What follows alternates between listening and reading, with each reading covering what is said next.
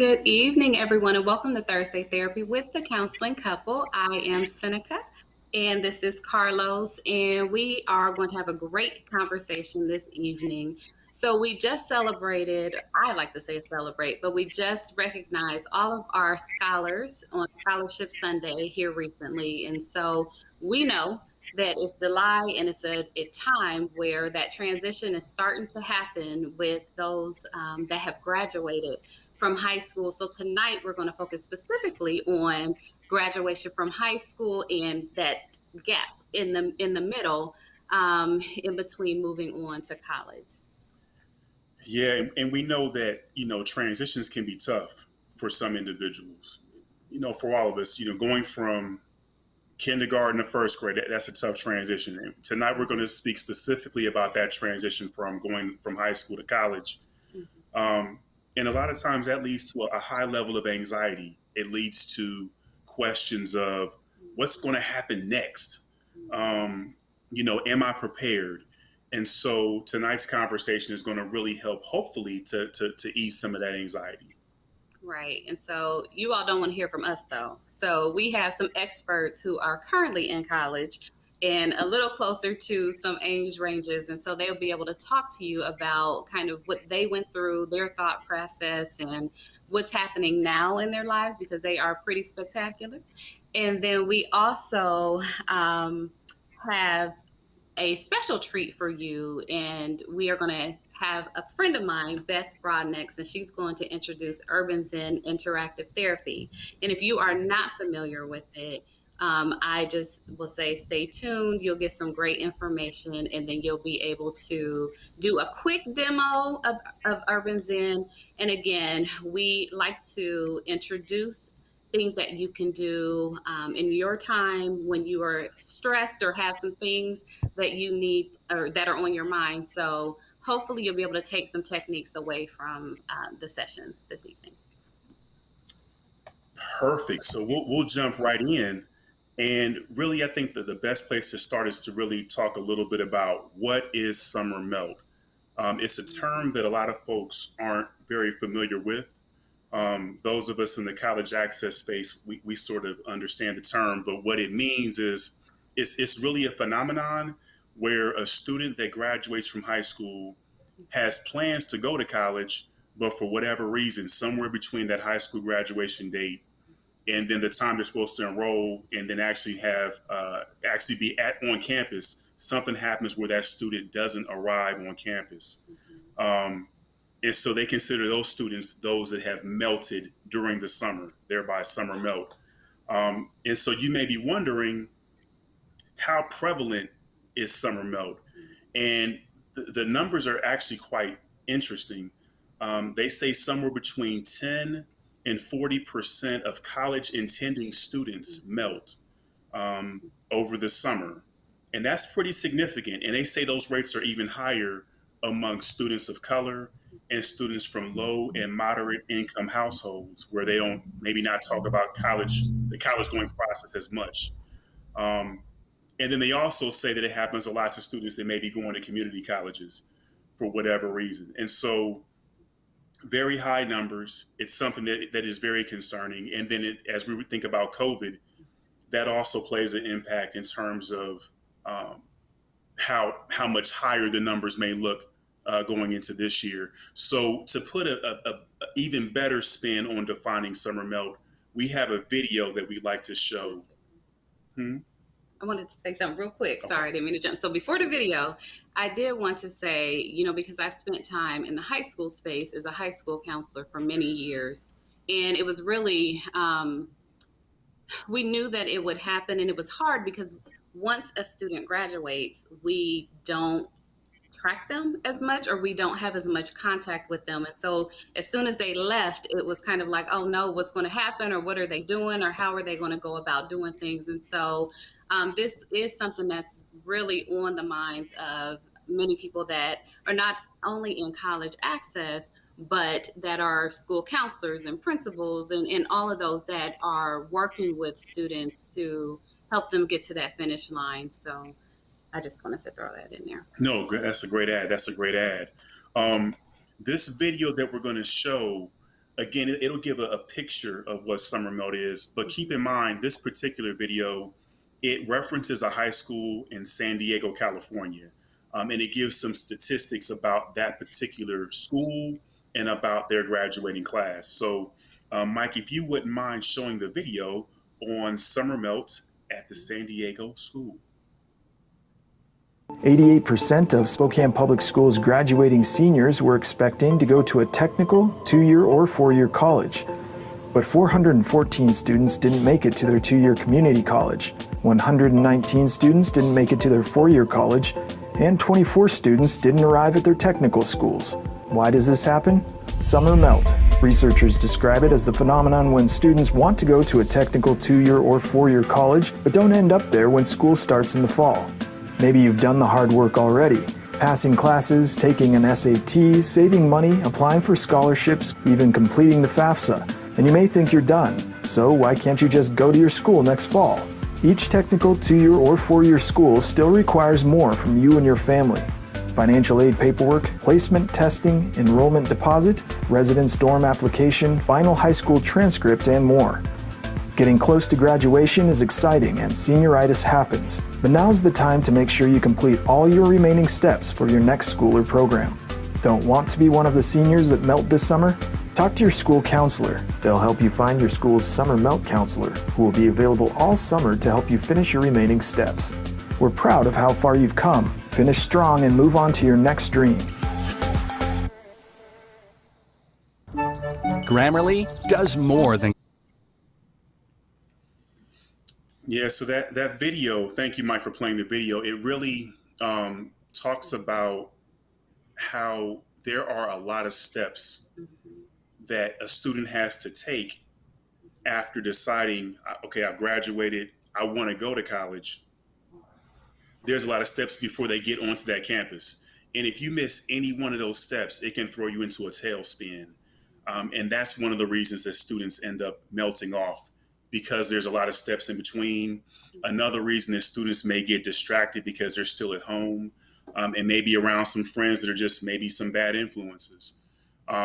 There's a number of different reasons why students may melt between graduation and then going to school. One of the things that we find is very important in terms of a strategy is that with students and parents, making sure there's an open line of communication so that if there are any questions or any concerns, that you can get the answers you need to be able to answer some of those questions that may come up. And always to remember that there are no bad questions. And I'm going to say this really quickly. A lot of you who know me, our oldest daughter is 26. And so I've been in the college access game for over 20 years. My wife has been in education for a long time as well.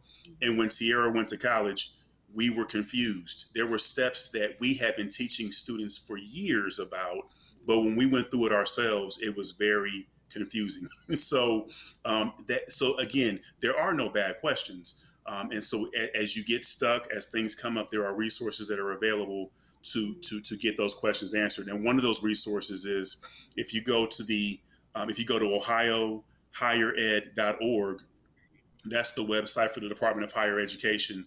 There are a lot of resources on that page. If you go there and under the search bar, if you just type in the word summer melt, there's information there that will pop up that will assist you with the process. The other thing I would say is really, I know it's summer, but you can still maintain contact with some of the people if you do have questions from the high school, or get to know the admissions counselor from the college so that you can ask questions. And so you can always call them. And if there are things missing, it's very important to be able to network and talk to the people so that you can get some of your questions answered. All right, so enough from us. We are really happy to have a panel with us who will kind of talk through some of these things and other things. And so we have some college students with us. We have Milana Yarbrough from Miami University. We have Kaylee Pinson from Morgan State. And then we also have Jaiden Davis from The Ohio State University, which you see we both have that on, but no offense to anyone else. No, just kidding. So welcome. We're so happy that you are here with us this evening. So I am just going to jump right in with our college students, and I said your name and your school, right? If you could tell us what year you are, your major, and then what are your plans post graduation, or what you're majoring in, or some interesting facts. You may have internships, some good things like that. So we'll start with Milana. We'll then go to Kaylee, and then we'll go to Jaiden. Alrighty. Hello, everyone. Once again, my name is Milana Yarbrough. I'm a rising senior at Miami University of Ohio, majoring in marketing with a co-major in entrepreneurship. Love the major. It's great. And this summer, I'm currently interning at IBM as a marketing professional intern on the public cloud team. And post grad, I definitely would want to work in corporate America and tech specifically for a couple of years, but eventually building my skill set so that I am able to build my own business and have the capital to do that. Awesome. I love it. Hello, everybody. My name is Kaylee Pinson. I'm a rising junior at Morgan State University. I'm majoring in elementary education. Currently, I am working at a summer camp as a summer camp counselor, as well as I am a teacher fellow for the Thurgood Marshall Scholarship Foundation. And after college, I just plan on teaching somewhere, wherever God takes me. I have a passion for working with little children and watching them grow. Oh, that's awesome. Hi, And everyone. My name is Jaiden Davis. I am a current rising second year at The Ohio State University. I'm a double major student. My first major is PPE, which is politics, philosophy, and economics. My second major is African American Studies with a concentration in justice and moral reasoning. I'm pursuing a business minor as well. Currently, I am a intern at Metler Toledo. It's an office over by Polaris, if any of you guys know where that's at. But I have aspirations to be a lawyer. So after undergrad, I plan to go to law school and then as well as get my PhD in African American Studies and potentially become a professor and teach that someday. So. wow, that is amazing. I will definitely say that it does happen where you can have both of those. Just a little side note, my international president from another organization has a JD, a PhD, and everything else. So you definitely can do it, Jaiden. Yeah, you all, this is so super impressive to hear about your plans, to hear about just all that you have going on. That's just so incredibly exciting. Um, I'm wondering, as you think about, 2, 3 years ago when you all were making those decisions in terms of like, which college am I going to select? What went into your decision to choose the college that eventually became your home? Let's go backwards and go Jaiden, and then Kaylee, and then Milana. I think my experience may be a little bit different than Milana and Kaylee's based on the simple fact that I was getting ready to go to college in the middle of a pandemic. And I feel like the pandemic shifted how I looked at college a little bit different than, the average student normally would. I think the biggest thing was what I would be able to do on a campus in the middle of a pandemic with my parents still being fairly close, and me being able to kind of coexist, by myself and still get that college experience while also, in case something happens, my parents being close enough. I also was worried about, the financial expense of college as well. And then the third thing that really pushed me to Ohio State is I felt like Ohio State could really prepare me for post grad, as well as to get my JD. So yeah. Awesome.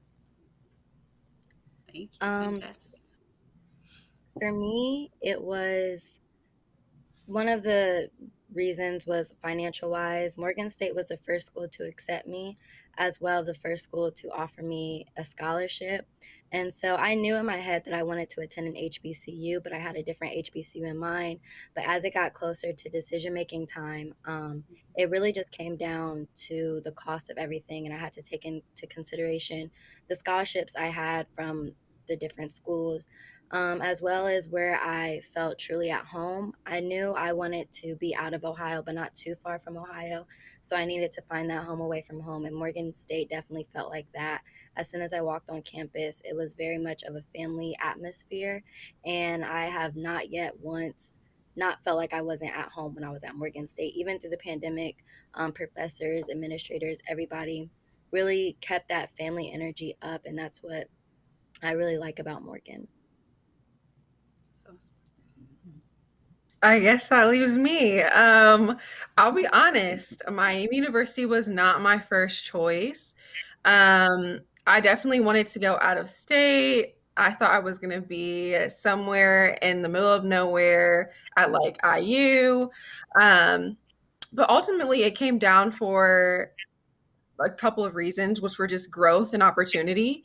And I went to an event from one of the diversity coordinators at the Farmer School of Business, and she was talking about their business school, giving all the rankings, talking about our opportunity. They're like, okay, we have the top entrepreneurship program, which is true, but I was like, okay. And that ended up being my co-major. But it ultimately came down to her and the students that I saw. I remember being at the event, and it was at an event at Brio at Easton. And they were just trying to sell us in Miami, like, you should come. Our business program's great. We have internships, cool. But I met another student, and she was like, I'm just going to be honest. Miami's in the middle of nowhere. You're not going to see a lot of people that look like you. But in terms of opportunities, Miami will set you up for success 100%. She was talking about how she was struggling to find an internship her first 2 years. And then she was like, but I tapped into my professors, I tapped into my network, got my resume together. And she ended up posting a LinkedIn post that went viral. And she had her internship at Microsoft, and then she ended up working there full time. So I was like, these are the type of students and the type of opportunities that Miami gives you. You can sign me up. And I did. And lo and behold, I met some incredible people that have surrounded me with love and growth and positive energy. And that has been the most priceless experience I could ever ask for. wow. That is so cool. All three of your stories are so amazing. That's awesome. Thank y'all for sharing that. But before Seneca asks the next question, I did want to point out there are some poll questions that Mike will put on the screen. As you all see those questions, and not our panelists, but those that are watching us in cyberspace, as you see those questions, feel free to answer the questions on the poll questions. So I just wanted to make sure to put that out there. So go ahead. Absolutely. And then you all talked about some really great things. And what I kept hearing was opportunity was one of those, just the opportunities that you get when you're there. But then I really love that Kaylee, I think you were talking about kind of those fits, right? The social fit, the financial fit, and the academic fit, because we all have in our mind what we want to do. But when you get there, or when it comes to really laying everything out, you have to think about all of those things as you're making your decision as to what college you're going to. So I'm glad that you all kind of brought those up throughout the course of your conversation. So the third question is, and I know, Jaiden, you talked about getting ready during a pandemic, but the third question is, how has it been for you on campus? And then talk about campus life pre-COVID. So Milana, I want to ask you this first, because you have been on campus both pre and, during the pandemic, and then any differences that you've noticed. I would say I have a different perspective because I work in residence life. So I am a resident assistant on campus. So when I first came, we had orientations, we had like meet and greets, we had a whole weekend that was called like Make It Miami. And you're really immersed within the Miami like culture, I guess, but the different things that are available to you, fun activities, they bring people in, they have these events, and you're able to like see speakers, comedians, there's like little concerts. So there's a lot of things that they want you to participate in so that you're able to meet new people. They want you to feel like you're able to build your community from the ground up, because at the end of the day, everybody's in the same situation as you. Everyone's new, everyone's trying to meet new people, and everyone's trying to find out, what they feel like their purpose or their passion is in life. So pre-COVID, it's very socially active. You're looking to meet new people, eat some food. Like, it's really about socially adapting and finding your people. But like post COVID and during COVID, it's a little bit different because a lot of the interactions happen, like, first of all, outside of class. But it's also like in your dorms or in student centers, and you're able to just see someone be like, oh, I love your shoes, where'd you get them, you want to get lunch, things like that. But post COVID, it's a lot harder to meet people because you're not able to be like close socially. You're not really able to interact in a way like with masks, or if you're not vaccinated, or even just in the hallways, like there are a limited amount of people that can be in like study rooms or student centers. So it really limits just the human interaction, which helps you feel more connected to the community. Mm. Thank you. And then I'm not sure if Jaiden or Kaylee wanted to answer that, because I know that you also have perspective in this space. So. Yeah, so I got to experience the first semester of my freshman year on campus. So, kind of like Milana was talking about, even though college you're there for a degree, it's still a whole experience. You want to get the face-to-face interaction, the social interaction. And I go to a HBCU, so the fall homecoming is the big thing, and that's something I was grateful to experience freshman year. And then during the pandemic, they didn't have homecoming, so I really felt for the freshmen who didn't really get that social interaction. And then I talked earlier about the whole family atmosphere, wanting them to actually feel that on campus and on person or in person. And then last semester, I was able to go back to campus as a resident assistant. And it was just, I could definitely feel the shift on campus. There wasn't, not everybody was welcome back. It was mostly athletes. And the dorm that I was staying in, there was no residents at all because it was kind of like an overflow dorm. So it was weird being on campus without really anybody there. The campus I was used to seeing so lively, always events going on. So pre-COVID definitely is where you experience social part of college. And I feel like that's something that is missing now because of COVID, but hopefully we'll get back in the fall. Mm-hmm. Yeah, that is the hope. That is the hope. And then Jaiden, so how, I am interested at OSU because how, what happened? Tell us, how was it? Actually, OSU handled the job very well in trying to maintain and contain COVID on campus. We took weekly COVID tests, and they had, I think, I forget what it's called, like rapid. It was kind of like rapid testing. So, if you tested positive for COVID, you would be notified within, I think, 24, 48 hours, and you would immediately be sent to quarantine housing. Besides that, I mean, we had class. I didn't really get to experience that first semester. I had all online classes. And then second semester or spring semester, I had I had three in-person classes, and everything else was online. And those were fairly full, not really. I'm kind of expecting classes to, have more people as we go back. But besides that, I feel like dorm life was fine. There was people, there was outings, there was things to do. I definitely think it made a difference that OSU had their students taking tests every week. So it was kind of like, some fear and anxiety was alleviated by being around people. You could feel a little bit safer knowing that, like, the person next to you, they haven't been sent off to quarantine housing, so they may not have COVID, and if they do, then they're going to be caught within the next couple hours, or within a couple time spans from now. So it was definitely different. I'll say that for freshman year. So Wow. Wow. Yeah, oftentimes when I talk to young people, I often share that what you all have been through, I don't know how we would have done 20 years ago when we were in y'all same shoes as college students, especially because we didn't have internet back then the way y'all use it now. But I just don't know how we would have done it. But I want to give y'all all the props in the world for making it through to this stage, because I know it's been tough. Y'all stuck through it. Y'all keep, you're going to keep pushing for y'all's goals. So I'm really excited about that. I want to take you back a little bit, because obviously our conversation today was really about summer melt. And I want you to kind of think about that summer after you had just came out of high school. You had just graduated from high school.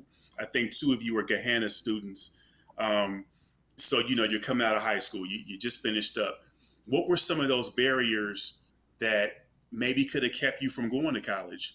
What were some things that you had to work through so that you could make it to that first day of class? And who were some of those people that helped to push you along as you were going through that journey? We'll start with Kaylee. So for me, I am attending school out of state. So I think as it got closer and closer, I will always tell myself, like, I'm not going to miss home. Like, I'll be fine. But as it did get closer, I was really thinking, like, my mom's not going to be available for me anytime I want. Like, I can't just go home on the weekends, especially 6 hours away. So as it got closer, I was getting nervous about that. But the one thing that helped me is I was fortunate enough to attend orientation, and being around everybody on campus really made me feel better. The orientation leaders really comforted me.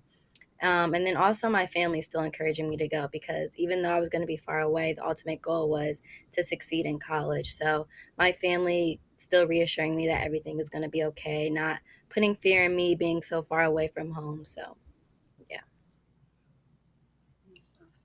Very cool. Very cool. What about you, Kaylee? Or we just had Kaylee. What about you, Milana? I would say one of just the boundaries in general. I think maybe it's just me, but just like expectation of what your experience is going to be, not knowing how it's going to be or what it's going to pan out to end up looking like. So I think a lot of the not knowing aspect was something that was new. But I knew that I had a good foundation, with my relationship with God, a good foundation with my family. And I ended up being able to build a really good board of directors, just like a life board of directors with my school counselors, the people that I hang out with at school, organizations that I'm a part of, really allowing those people to rub off on me in the most positive way possible with their mindset and how they're dealing with their shift of life. But I would definitely say, like, just surrounding myself with the right people was something that I was very intentional with, because I knew that whoever I spent time with, I was going to end up acting like in some way, shape, or form. So I was very intentional with, like, who I spent my time with, what I was doing with them, and ultimately the things that ended up building, because I knew that those things would be seeds for the plant of life after college. So Love it. Mm-hmm, mm-hmm. Yes, and come on with the life board of directors. I wrote that down. I love it. Yeah, I would Jaiden, say I would kind of piggyback off of Milana a little bit in terms of saying, the expectation piece and being confident in the aspects that and what did she say, foundations that she had going into college. One thing that I will say that made my beginnings of college a little bit more difficult is that my school counselor was not the best. I think, when I would come to her and ask certain questions, or, I would try to reach out, because I am very inquisitive, especially when I don't know, the circumstances and things that I'm getting myself into. I was coming to her for a lot of things, and she wasn't necessarily, being receptive to that or really trying to be very helpful, which, I mean, it could be because of other certain factors. But that's where I kind of went out on my own and did research and, looked at different colleges and looked at the atmosphere of campus and, little things like that to really make sure that I can make the best decision for myself. Another thing that I would say kind of made me feel a little bit more comfortable was, I think I want to say a little bit after quarantine started, social media really helped me engage with people that were, freshmen that were coming to OSU. And so I was able to connect with them and, kind of build friendships and, acquaintances with people. So when I got on campus, I didn't feel like I didn't know anybody. So that's the timeline of how I got to OSU. Mm. Of all those Yeah, I answers, think that's awesome. Jaiden makes a good point. Oh, I'm so sorry. But I think Jaiden made a really good point talking about how he stepped on his own and he did his own research, because that's a really good thing that you're going to have to lean into at college, especially with like you being your biggest advocate for whether it's like getting to an organization or a job or an internship. Like, you really have the power to create the life and the atmosphere that you want on your campus. And it can seem scary, but I would encourage everyone to be empowered for like, you really can build the reality you want. So there's so available to you, just take advantage of it. Yeah. Yeah.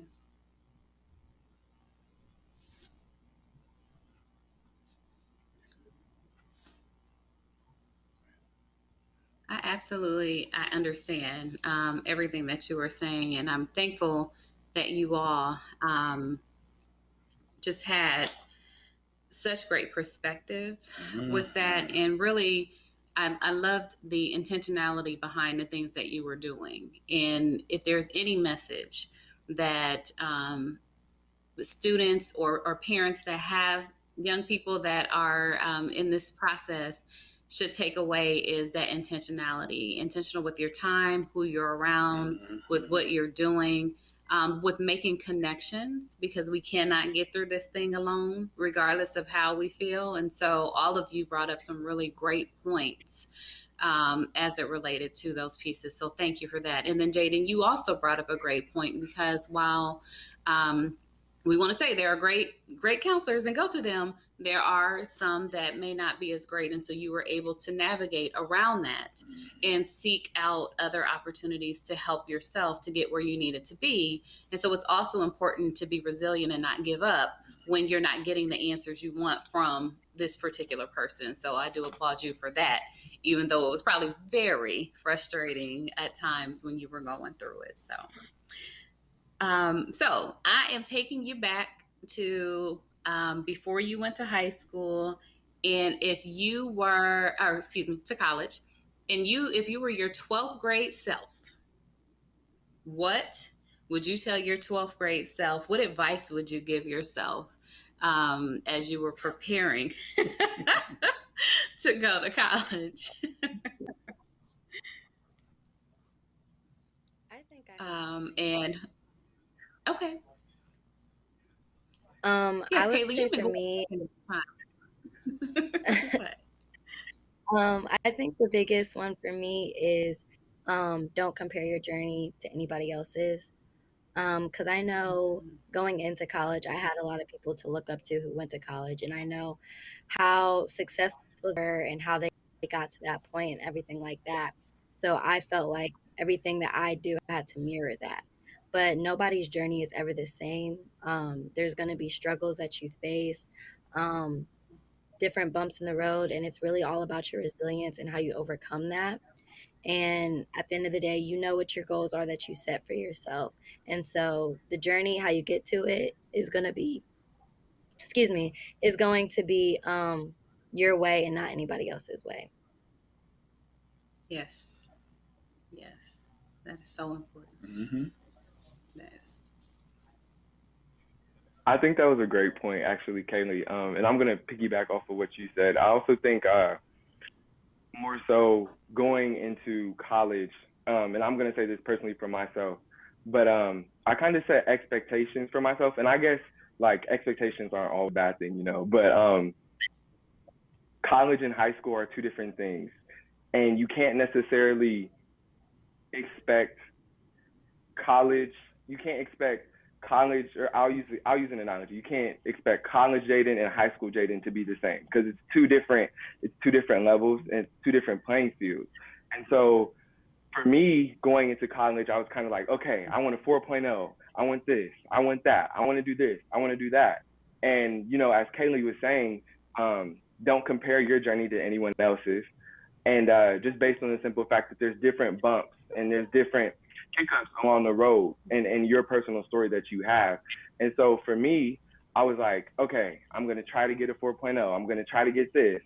And, you know, my first semester, I got to like week 11, I think, with all A's. But I noticed that, you know, other aspects of my life were taking huge hits. And for me, I feel like as I'm getting older, I guess I'll call it a work-life balance, even though school, but I guess for me right now, work and school are synonymous.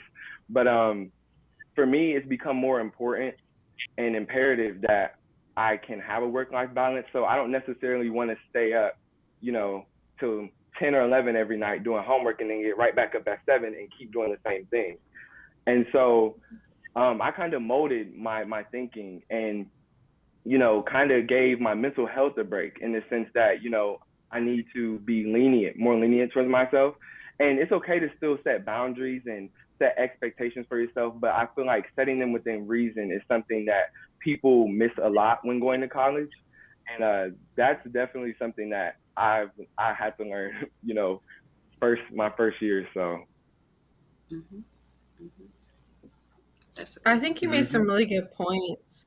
I think what I would say to my 12th grade year old self would be to spend time by yourself and really understand who you are in a new environment, right? So you don't have any influences of like your parents or your family. So you're figuring out who you are really because you're in an entirely different setting. And that's when you find out a lot about yourself. Like, how do I really handle failure? How do I really handle not knowing what's going on? So, spending time to understand yourself and figure out what you want in a new realm and how you want to build your life is something that I would definitely emphasize.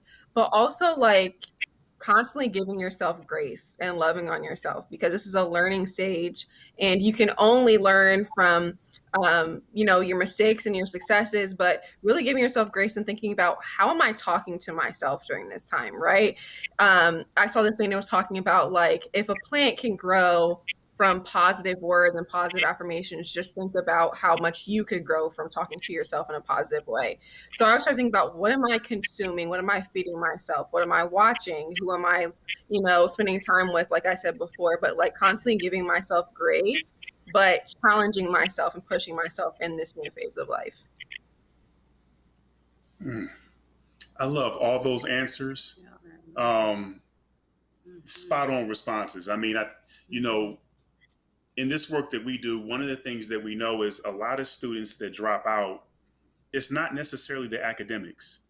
K-12 system has prepared y'all to be able to go to the next level. So it's not necessarily the academics, it's the other stuff. And that other stuff, whether it's, you know, relationships, you know, not being comfortable with who you are, not saying positive things about yourself, whatever those things are, it's important to take that negative energy and put it away and really build yourself up like a plant, grow, give yourself those affirmations. So I really love that y'all shared those perspectives, and particularly about what you would tell your 12th grade self, because, you know, you're going to go through some changes. I think Jaiden said it. 12th grade Jaiden is very different from sophomore Jaiden. And that's okay. That's what it's supposed to be. It's supposed to be about growth. So I love hearing that. Real quick. And also, about not comparing your journey, because in high school a lot of times kids will do that. They will compare or they will talk to their friends and, oh, I'm going to go here because my friend is going here or my boyfriend's going here or my girlfriend's going here.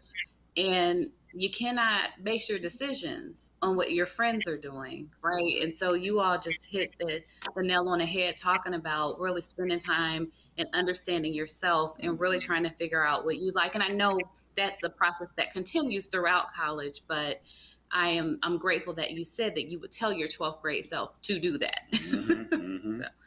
But also too, like when we're going through this phase of life, it's a lot of like identity finding. And if you're Yes. struggling, you're like, I really don't even know my identity, you can always go back to the word and think about who God says you are and who God intended you to be, and tapping into that relationship as well.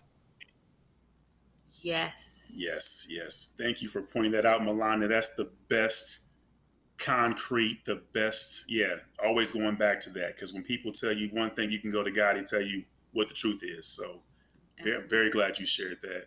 Thank you. So, we know y'all's parents. I'm looking at y'all, I know all y'all's parents, and I'm wondering, what advice would you give parents as they prepare to send their students off to college? Because we know they have some emotional tie-in about how they feel about it. But what kind of advice would you give to parents as they prepare to send their kids off? Let's start with Jaiden, then go to Milana, then go to Kaylee.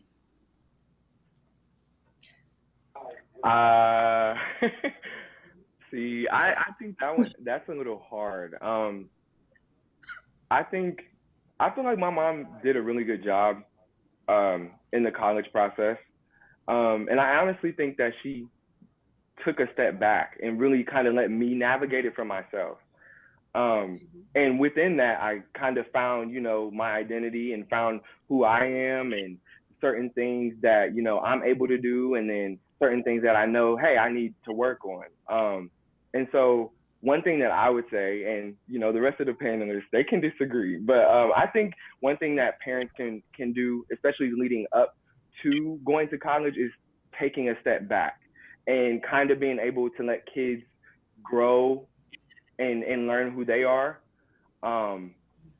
just in different spaces, different social spaces. And I think one thing that, when I left for school, and even though me and my parents were 20 minutes down the street from each other, I feel like they really allowed me to figure out who I am and then kind of have positive reinforcement behind it. So really being I don't want to say a backed off cheerleader, but kind of like, cheering, but letting you figure it out for yourself a little bit. And so, I would talk to my mom maybe once or twice a week, ish, if that. But really, it was just like being an outlet for your kids and just allowing them to navigate the spaces for themselves and not being, too hands on. So that's what I would say. Great advice. I feel like you're speaking directly to me, Jaiden.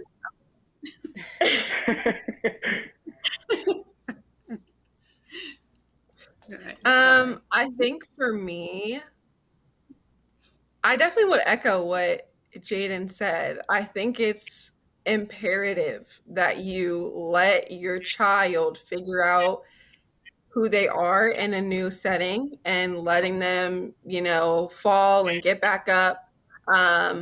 So that space is definitely key, but also like just being a parent, like that's the best thing in the world that you can be. And what I mean by that is personally, I feel like I have the best parents in the world. They're great. And them being able to just be themselves, I know that I can count on them.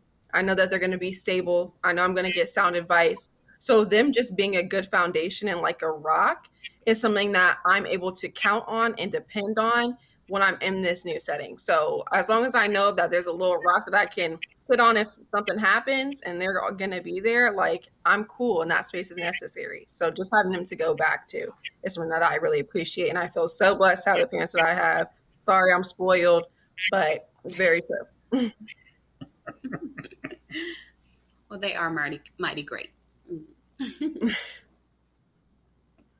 So I would definitely say during my college decision process, my mom was everything during that. She helped me scholarships, visits, everything. And the main thing I think parents during this process should focus on as well. Jaiden and Milana said great things, but I also think patience and understanding is another one, because as parents, you've been in our shoes before and you have raised us to be who we are today. And so you've gone through, maybe made some of the same mistakes as us, and you're going to see us fall. But you always have to be there to pick us back up as well, because we need you for the advice. And I know it could be frustrating at times to see us go through those mistakes that you made, but I think patience and understanding is a big thing. Well, I know our time is winding down, but I will definitely say you are just phenomenal. Jaden, I do think you were talking to me because we have a 12th grader coming up here, so I'm going to calm it down. And Milana, your parents are awesome. Really, I still call your mother when I'm making decisions. So here we go. Um, but yes, we have one final question for everyone, and then. Yeah, one last question. Yeah, I'm so enamored by y'all's responses. I'm getting misty-eyed over here. I got to get myself together. So, any bit of advice for our recent graduates, our class of 2021, as they get ready to take that next step, hopefully into post-secondary education? What would be some advice you would give those young folks as they're preparing over this summer to take those next steps? We'll go backwards. We'll go with Kaylee, and then Milana, and then Jaiden. I would always say to keep yourself in mind, keep your mental health, your physical health in mind.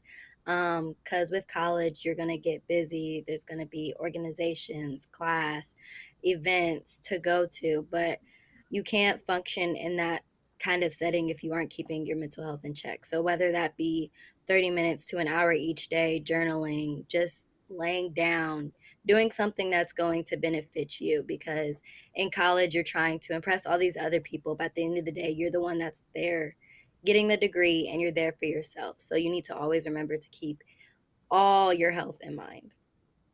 That's right. Amen. That's right.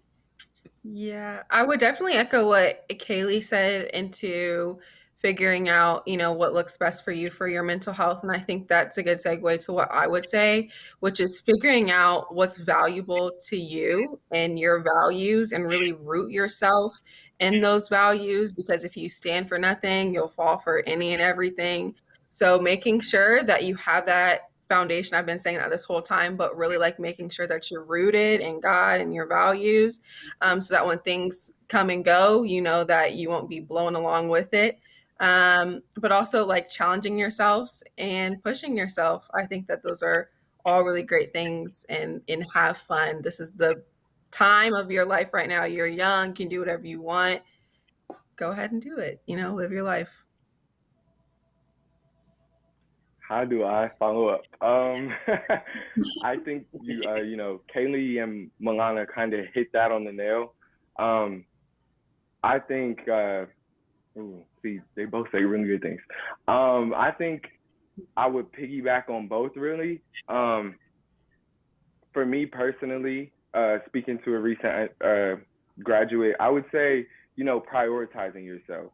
As somebody who's a people pleaser, especially on the high school, I feel like I really had a hard time saying no to people, just because, I'm used to doing this and doing that and just being on the go. And I feel like in college, that completely changes, in terms of trying to stay engaged, hang out with friends, keep relationships with family members, also keeping up your grades. It's a lot that you have to do that's completely different from high school. And so I would feel like, taking on a holistic approach, or a holistic wellness approach in terms of taking care of your body, mind, spirit, and just kind of, my answer is kind of a mix of both, but, staying rooted to your values, as Milana said, as well as, prioritizing your mental health and, just your space in general, and the space that you live in. And so, yeah, I would really say just, prioritizing yourself and staying true to yourself. Yes. So you all are fantastic because you are segueing us. So first of all, thank you. Thank you for just your words of wisdom that you are laying out and giving to young people that are coming up behind you. So thank you so much, and their parents. Mm-hmm. Okay. So you prioritize, you said to prioritize yourself and your mental health. And so we are going to transition now from our wonderful panel to my friend, Beth Broadnax, who is here. And she is going to share with us a little bit about Urban Zen Interactive Therapy. Again, it's about taking care of ourselves and our mental health and who we are. And so I'm just going to stop talking and turn it over to Beth, and she will go ahead and share her slides and great information. Thank you. Thank you for allowing me the opportunity to join you this evening. Yes, I'm Beth Broadnax. I am a counselor for Columbus City Schools, but I am also an Urban Zen integrative therapist and Reiki master. So I'll talk a little bit about what that is and then take you through a few things. I was listening to the panelists, and I do appreciate all the things that you all shared. It made me think more about what to really hit on this evening for the demonstration. So if we can pull those slides up, we will get going. Thank you. Okay, next.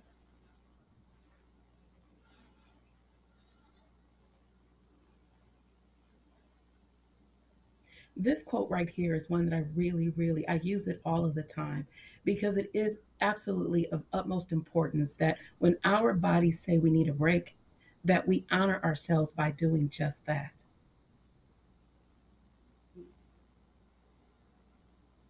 So, what is Urban Zen Integrative Therapy? We call it Use It.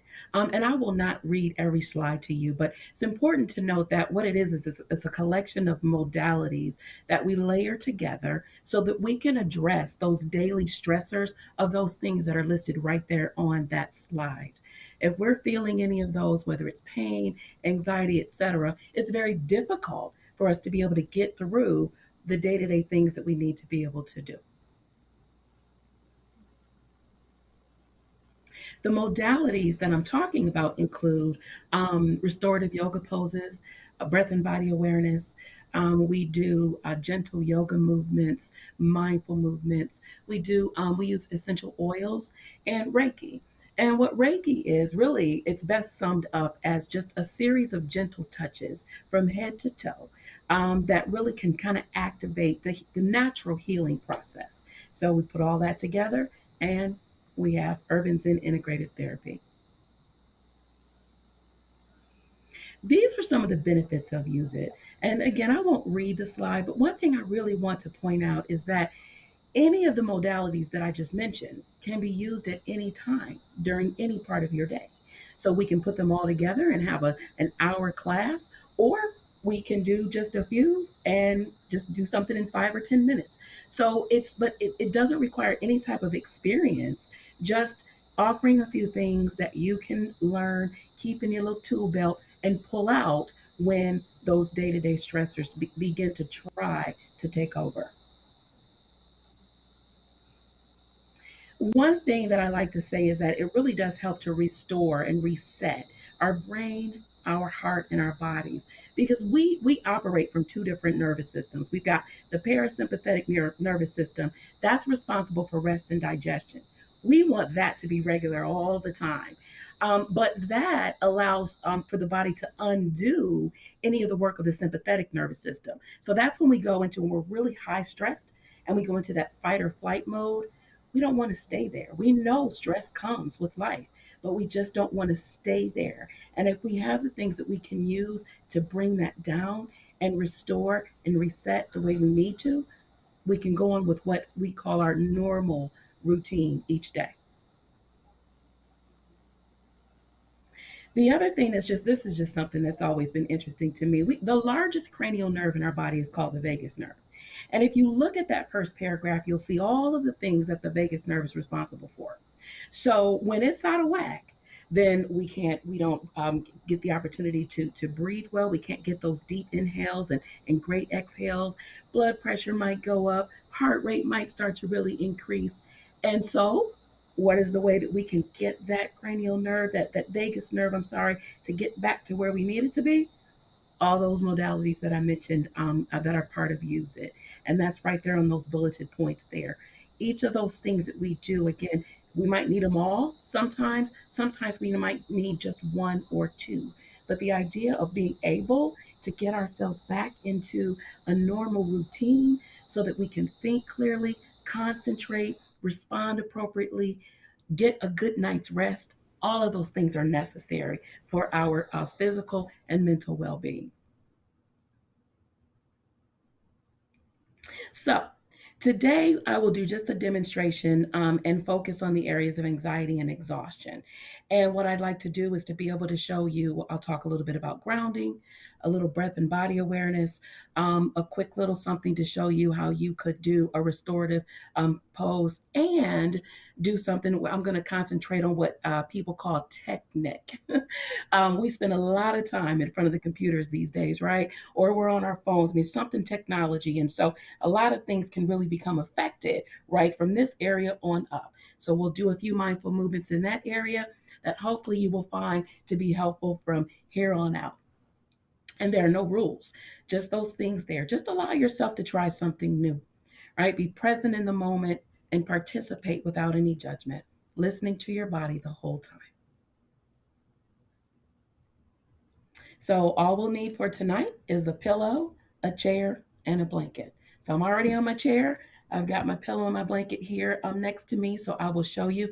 If you don't have those things, I'll still mention what you can do, even if you don't have those props. So let's try it. All right.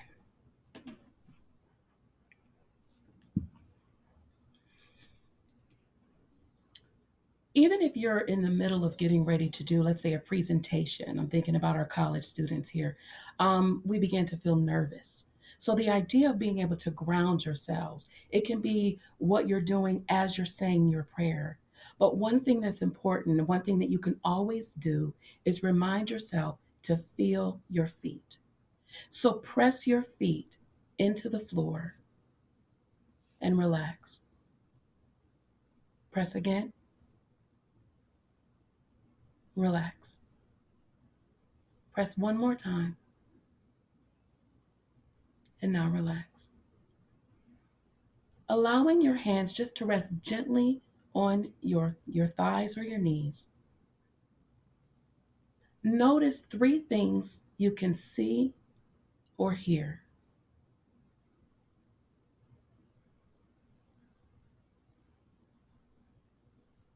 Two things you can feel or touch.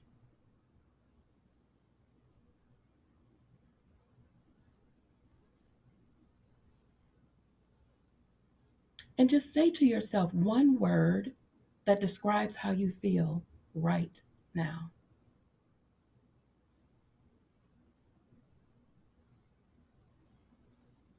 If you're not on the edge of your chair, just scoot up just a little bit so your feet are truly planted on the floor. And begin to circle your shoulders back, but intentionally bringing them up to your ears and then back and down. Up to your ears, back, down. Notice how your breath begins to naturally pair as you bring your shoulders up and release them down. Maybe you inhale as you bring your shoulders up and exhale as you bring them down.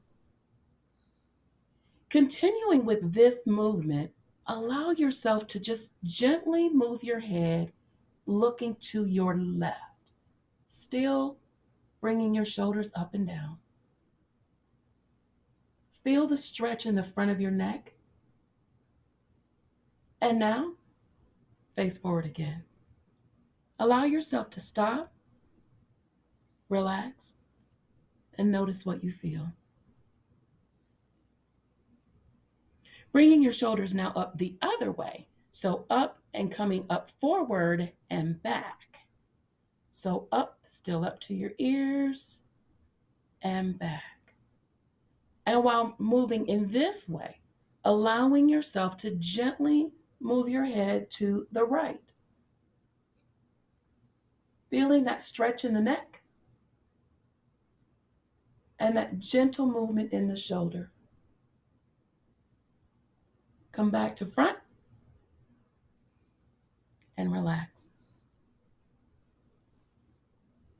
Moving your head now just up toward the ceiling.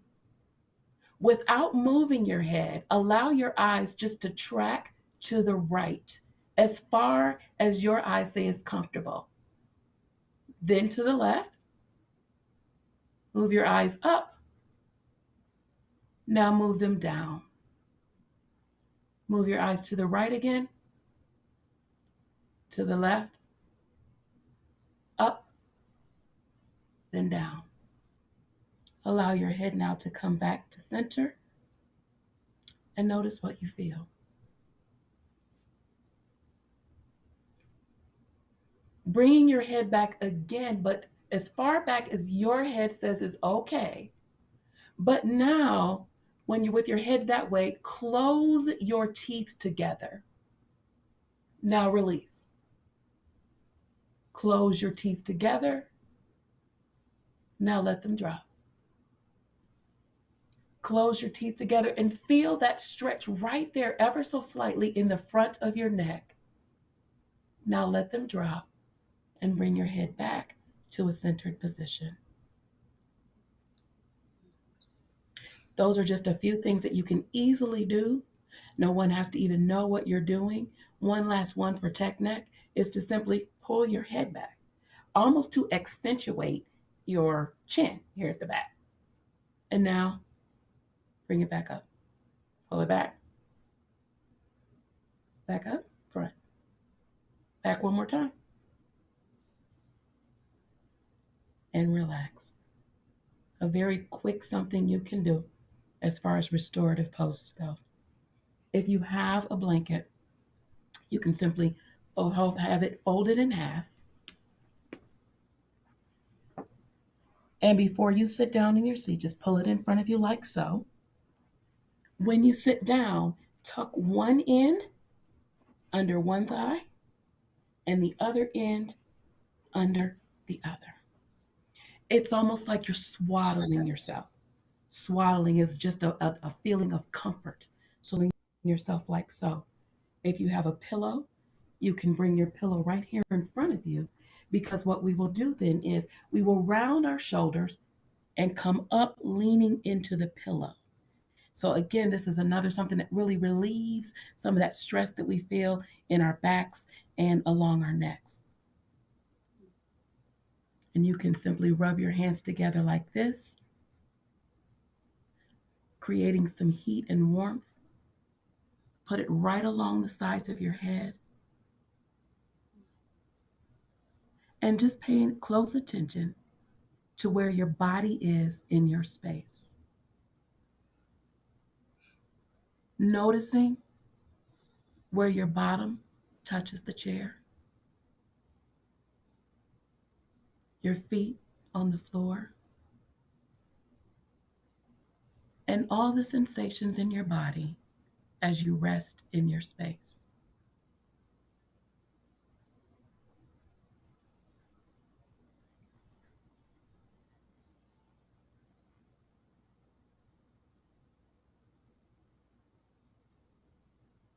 And for the sake of time, we will stop there.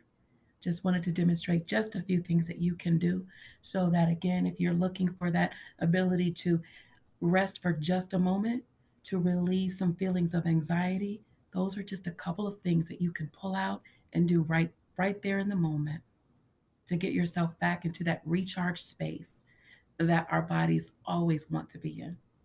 Thank you. Awesome. Thank you so much, Beth, for just bringing us down and giving us some techniques that we can take with us. I know that when Carlos and I started meditating, my attention span was not, it was terrible.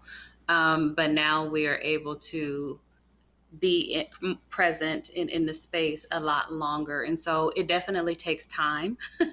And so if you are new to anything that just Beth just showed, or you haven't tried those things, it does sometimes feel a little odd, or you really don't know about it. But I will tell you, as you continue, you will start to see some of the benefits. So thank you, Beth, for your demonstration and your information, and to everyone else that's here with us this evening. Absolutely, yeah, Beth. Thank you for going through the exercise. I heard several of my bones in my neck pop and crack as I was going through Yeah. those movements. So that was very helpful. Um, and I know that those kind of movements, deep breathing, all those different things that were listed in your presentation are like really simple things that we can do. And it's really important to be aware of our bodies and where we are in those moments. And if you're feeling some tension, find some way to relax yourself. And those things you provided were definitely helpful. So thank you for providing that for us, Beth. Um, Thank you. so, yeah, this has been great. I mean, we've had a talk about summer melt. We've had our college students that shared their perspective with Jaiden, Kaylee, and Milana, and then we had Beth come in and provide us some relaxation techniques that were phenomenal. So I feel like this night has been really, really good for everybody. Um, we just want to thank you all for being here tonight. Um, your information, all of your information was so super valuable. So thank you for taking time out to join us tonight. We always want to thank our technology committee with Mr. Mike behind the scenes doing the work that he does, and also thanking Dr. and Dr. Wise for allowing this ministry to continue to go forth. So thank you for allowing us to do that. And we plan to be back again next month, the third Thursday in August, whatever that date is. We'll be back again for the next episode of Thursday Therapy. So we'll see you all then. See you.